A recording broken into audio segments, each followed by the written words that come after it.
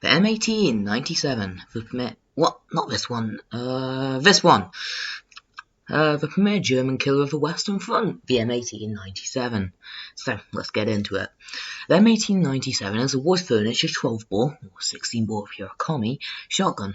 Naturally, I love it. The M1897 was developed by Winchester in, you guessed it, 1897. It came as a successor to the earlier, less successful M1893, which was similarly, I'm having a stroke, you know the word, designed shotgun. However, the M1893 suffered from defects, including a weak frame, an upwards rejection causing jamming frequently whenever a 2 3/4 inch shell was used, and a cartridge guide was added to prevent shells from falling when a weapon was loaded on its side. Finally, the stock was redesigned, longer with less drop. It became pretty popular basically instantly, with a riot version being produced from 1898 onwards, which had a heavily shortened barrel with a takedown frame.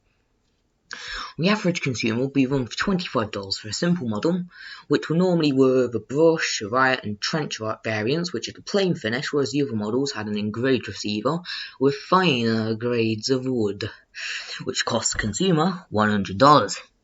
If only that was a modern shotgun's price. This is because the brush, riot and trench variants were intended to suffer abuse. Don't slam it in the fucking car door, please!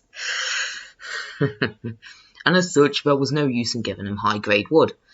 Let's get into the fun part, military use.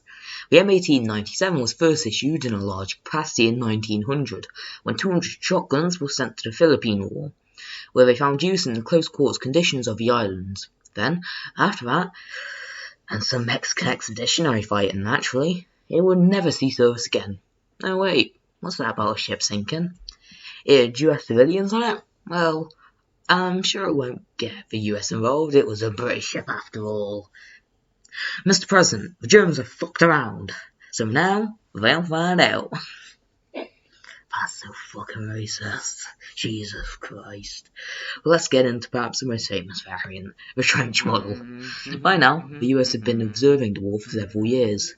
Their Western Front was a mess of trenches, and it was clear that close-range firepower was essential in assaults, and as such, a variant of M1897 was designed. Very similar to the riot shotgun, except with a bayonet lug for the 18-inch. That's that long for the cock.